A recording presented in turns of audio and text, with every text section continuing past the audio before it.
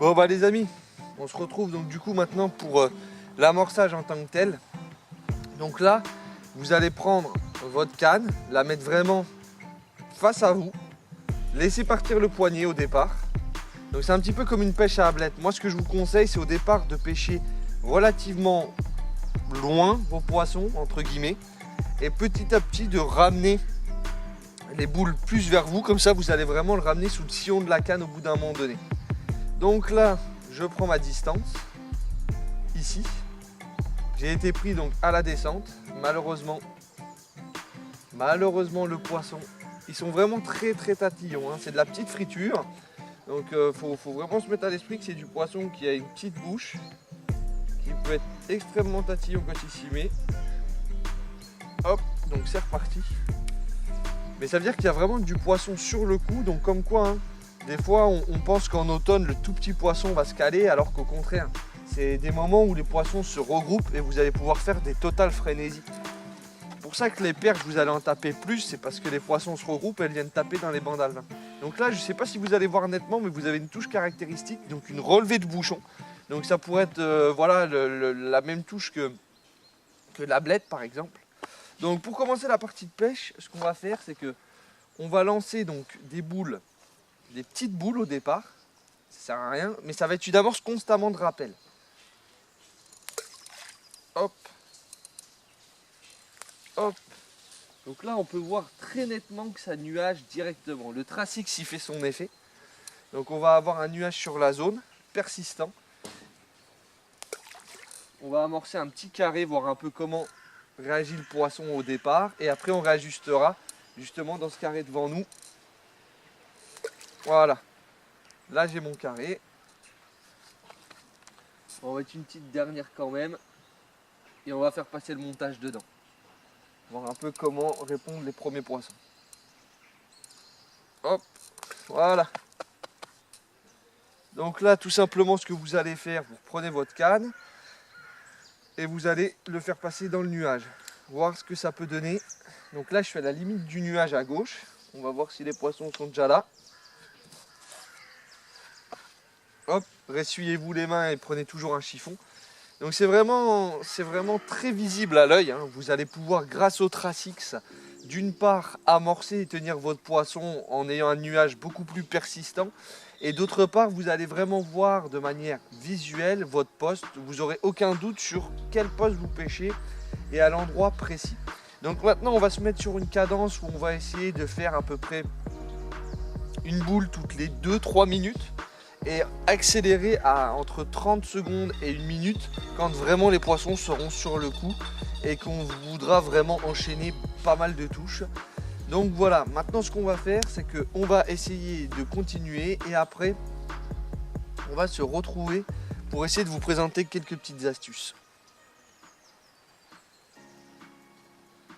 Donc voilà, je viens d'amorcer, donc on ne cherche pas nécessairement à faire du joli poisson, même pas du tout d'ailleurs. Mais on a quand même, voilà, elle m'a fait mentir. Je disais qu'on n'était pas là pour faire de la brème et ce type de poisson, ce qui est vrai. Oups. Et voilà une petite brème au final. Une jolie petite brème.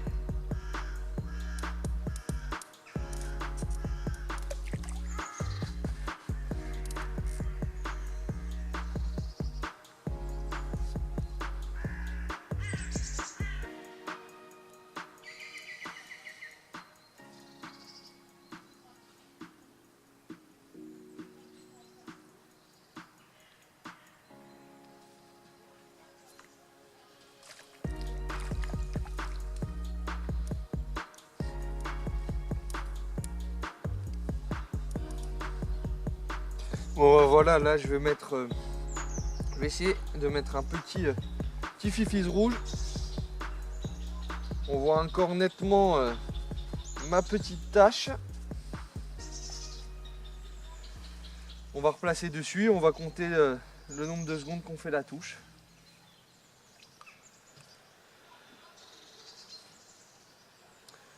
Le problème étant qu'on a quelques gardons qui sont rentrés dessus et qui sont quelques jolis gardons quand même. Donc j'espère que les petits vont rester sur la zone et persister parce que c'est pas du tout le type de pêche que je suis venu chercher aujourd'hui.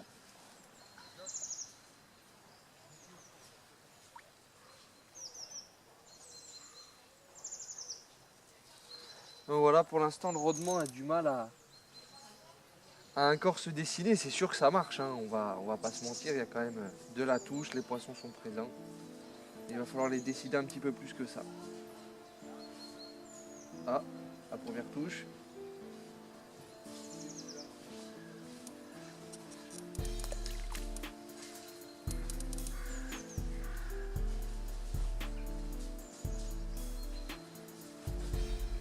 Donc c'est des petites touches, c'est très subtil. Là je suis parfaitement sur le nuage d'amorce et je viens de me faire toucher un instant. Hop. Et voilà. Donc ça je pensais que c'était des gardons. Et en fait en bien m'apercevant, c'est ce qu'on appelle en Lorraine de la bouvière. Donc c'est des petits poissons.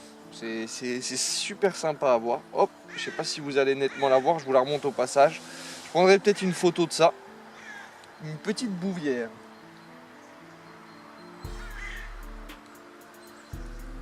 Hop, hop. Donc c'est surtout, il faut toujours essayer de ne pas perdre de temps. Donc là, ça conforte ce que je me disais tout à l'heure.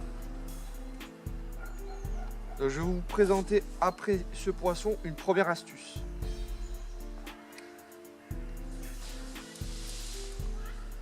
Donc là, ne pas hésiter à mettre sa canne un petit peu derrière, ça a déjà touché. On va voir si le poisson petit à petit, à force d'amorcer, d'essayer, normalement il doit rentrer. Hein. Mais là pour vous donner un ordre d'idée, on est quand même à quasiment un peu plus de la moitié du mois de septembre. Et c'est vrai que c'est vraiment très plaisant. Allez hop, c'est parti. Voilà. Donc là on a quand même une jolie ablette qui vient de mordre. Ça sera le vif idéal pour le cendre. Et elle l'a pris vraiment à pleines dents. Heureusement que c'est des petits hameçons. Hop.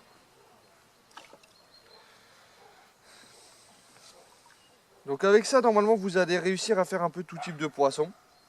Alors après, aujourd'hui, au titre de la vidéo, je pense que vous l'aurez compris que là, on essaie vraiment de rechercher de la petite friture. Donc qui dit petite friture dit petit poisson. C'est sûr qu'on ne peut pas toujours tout sélectionner sur une partie de pêche. On a forcément quelques jolis poissons qui vont rentrer. C'est normal. Mais on va quand même essayer aujourd'hui de vous montrer voilà, une prédominance de petits poissons blancs. Donc la blette va être faite. Je retente encore une dernière fois et je vous montre mon astuce. Voilà, vous faites des petits poissons, ça va vite. Donc vous pouvez vous rendre compte que la marque 515, elle porte vraiment bien son nom. On va essayer d'ailleurs, pour vous montrer un peu la cadence à laquelle va normalement une pêche à la friture. On va essayer encore de continuer à enchaîner les touches. Donc là, mon bouchon vient de se positionner. On va voir si le poisson est vraiment là-bas. Hop, on a déjà la touche encore une fois. Et hop. Et ça, vous pouvez faire ça quand le poisson rentre, et ben vraiment toute une matinée à peu près.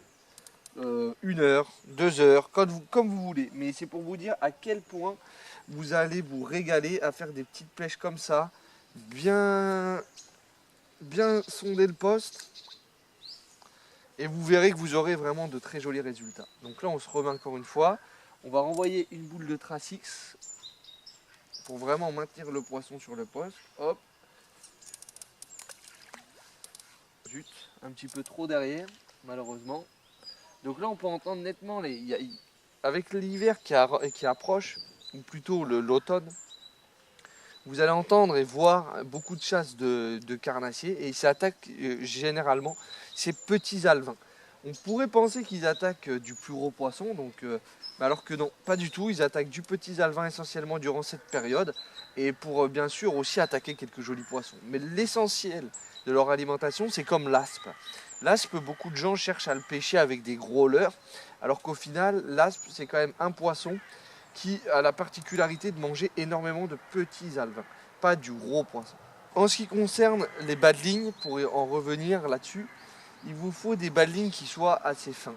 Donc un bas de ligne bien sûr qui vous permettra de sortir tout type de poisson, mais qui soit vraiment très fin, parce que là on ne va pas du tout chercher la robustesse du fil, mais plutôt sa finesse.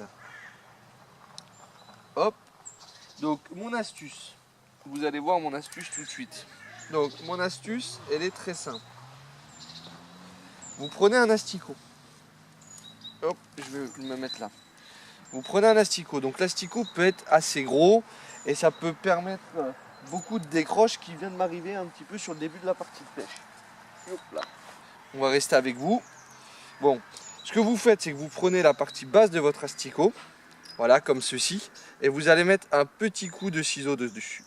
Voilà, et vous allez vous retrouver avec un petit asticot coupé. Donc voilà, juste sur le haut de l'hameçon. Et vous allez voir, regardez bien, la touche normalement devrait ne pas se faire prier. C'est vraiment un appât qui est ultra attractif. C'est un petit peu comme quand vous êtes en mer et que vous allez couper un bibi. Vous allez décupler sa saveur pendant une quinzaine de minutes à peu près sur les gros bibis. Et vous verrez qu'après coup, c'est quelque chose que vous vous rendrez compte que quand vous avez du poisson sur le coup, n'hésitez pas à couper vos verres si vraiment vous voyez que vous avez de la décroche. À l'approche vraiment du mois d'octobre, il commence à être de plus en plus tatillon. Il est piqué, ça y est. Donc voilà, je ne sais pas réellement combien il aura fallu de temps. Après, le poisson est un peu apathique ce matin, mais il aura fallu guère de temps pour que cela marche. Donc on va même essayer de le garder pour voir un petit peu si c'est possible de pouvoir garder un asticot des fois qui a été déjà sucé. Voir si c'est bon.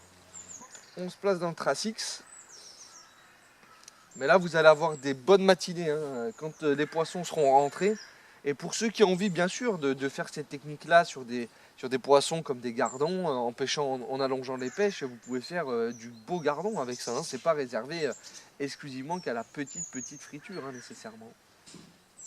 Donc là, on est touché. On voit bien que le poisson, maintenant, c'est du petit poisson qui est rentré, que l'objectif est réalisé. Maintenant, le problème, c'est surtout de savoir le bon moment à laquelle je vais faire la touche. Voilà. Donc là, maintenant, on a attrapé une petite bouvière encore.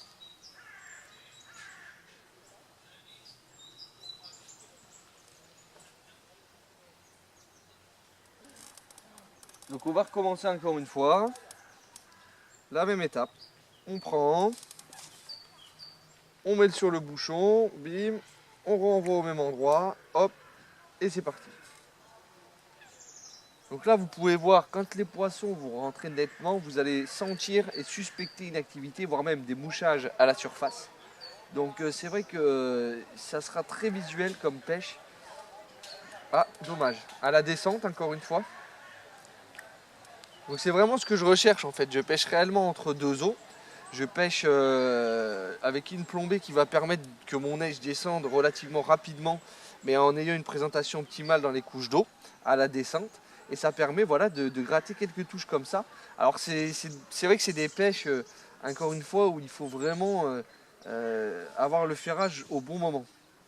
Parce que sinon on va pouvoir décrocher beaucoup de poissons. C'est quand même des petits poissons avec une petite bouche, donc on a intérêt à s'appliquer. Hein. Bon là je vais pas tarder à ferrer, parce qu'il est en train de petit à petit de s'amuser avec, mais il y a un moment donné où il va mettre un coup de gueule trop prononcé dans mon mèche. Hop, il est dedans. Donc ça c'est vraiment les poissons pour ceux qui viennent des régions comme dans la Loire, dans la région lyonnaise, le Poitou, le 04, dans certaines régions où justement il y avait quand même un peu de braconnage ou alors une vie avec la rivière assez prononcée. c'était vraiment les poissons typiquement que pêchaient les pêcheurs il y a quelques années dans les carnets en fait. C'était des tout petits poissons comme ça pour vraiment avoir des poissons de friture qui étaient servis généralement en apéritif ou qui pouvaient permettre à certains moments de remercier un voisin, de remercier un médecin. D'ailleurs, vous avez je trouve ça, c'est pour ça que je me permets de vous en parler, vous avez cet exemple-là qui est flagrant. Généralement, là où on trouve les dorades, donc par exemple pour le sud-est de la France, vous avez Sète qui est vraiment un endroit très réputé pour les grosses dorades. Et en fait, si vous voulez, quand vous pêchez là-bas, vous vous rendez compte souvent que les gens en donnent quelques-unes aux médecins pour le remercier. En fonction de certains, ça peut être très bien un notaire parce que voilà.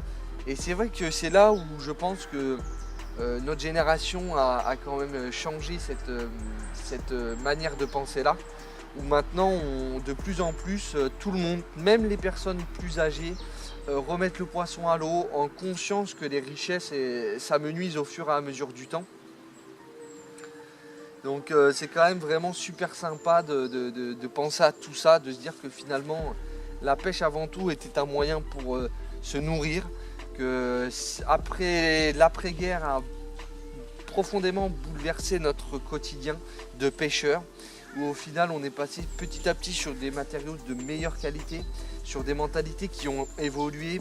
Il y a eu réellement un milieu qui s'est développé, j'ai pu le voir avec Jean-Claude et qui me racontait un peu les histoires par rapport à Seasons, toutes ces chaînes-là, où réellement il y a eu un certain essor dans les années 80-90. Ne confondez pas, et je viens de le voir un instant, ne confondez pas des fois quand le poisson vient taper dans l'entête de votre bouchon. Hop, là par contre c'est pris. Encore un petit. Alors moi ce que je fais quand je vais pêcher donc des poissons comme ça de cette taille, vu que je sais que ça va être vraiment du petit poisson, que j'ai pas nécessairement besoin d'une bourriche, je vais plutôt les mettre dans un vivier avec un bulleur ou sans bulleur, tout dépend de la période de l'année si vous arrivez à les garder ou pas. Et donc là, vous le mettez juste à côté de votre main droite, bim, vous lâchez, vous repartez. Voilà, c'est comme ça. Oula, décroché, dommage. Donc la pêche au cou, c'est vraiment normalement ce rythme-là que je suis en train de prendre. Hop, on a encore une pause, la première touche, donc c'est rapide. J'insiste encore une fois sur le fait de dire la rapidité sur ces pêches, c'est vraiment le mot qui va prédominer. Hop, c'est parti. Ah, dommage. Donc vraiment du mal. Pourtant c'est vraiment un petit asticot. En plus il a déjà été sucé. Je vais mettre un peu plus la pointe apparente. Des fois c'est des petits détails, un tout petit détail qui va faire que vous allez mieux piquer. Là j'avais pas de pointe apparente, c'était l'asticot qui couvrait un petit peu avec sa peau la pointe. Mais là vous voyez j'ai quand même amorcé relativement près. Et malheureusement le poisson depuis tout à l'heure il se tient largement derrière mon amorçage. Il va avancer petit à petit. Mais vu que vous utilisez une amorce plutôt traçante, si vous faites ce principe de soupe ou d'amorce traçante, vous allez avoir peu de choses qui vont descendre dans le fond. Donc c'est pour ça que moi je vous conseille plutôt d'utiliser quand même quelques boules au départ, ou même en cours de pêche, de préparer même une amorce un petit peu plus dense pour pouvoir faire avancer les poissons avec vous aussi. Bon bah voilà, on se retrouve pour la fin de partie de pêche. Donc une partie de pêche qui aura été assez intéressante. On aura pu faire quelques poissons au cou et c'est ce qui aura été vraiment l'objectif premier, de taper des poissons de la petite friture et non pas du gros gardon. Donc on aura fait quand même, parmi tout ça, on aura fait quand même,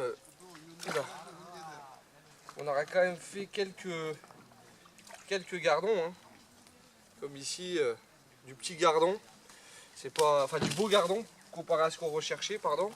On aura fait une super bablette, bon quelques-unes aussi, hein, mais une super bablette parce que c'est vrai que la 515 c'est une amorce qui est très nuageante et vous pourrez pêcher la blette avec, c'est très très intéressant.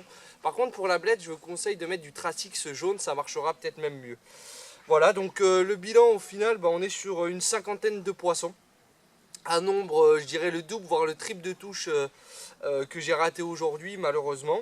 Mais voilà, donc c'est des poissons qui seront vous faire des petites touches, des remontées de bouchons, des descentes de bouchons. Mais en tout cas, je vous conseille réellement de vous appliquer et vous ferez du très joli poisson. Donc voilà, on va se retrouver dans un prochain épisode. J'espère que celui-ci vous aura plu. Je vous souhaite une bonne journée ou une bonne soirée en fonction de l'heure à laquelle vous regarderez l'épisode. Et je vous dis à la prochaine. Bye les amis.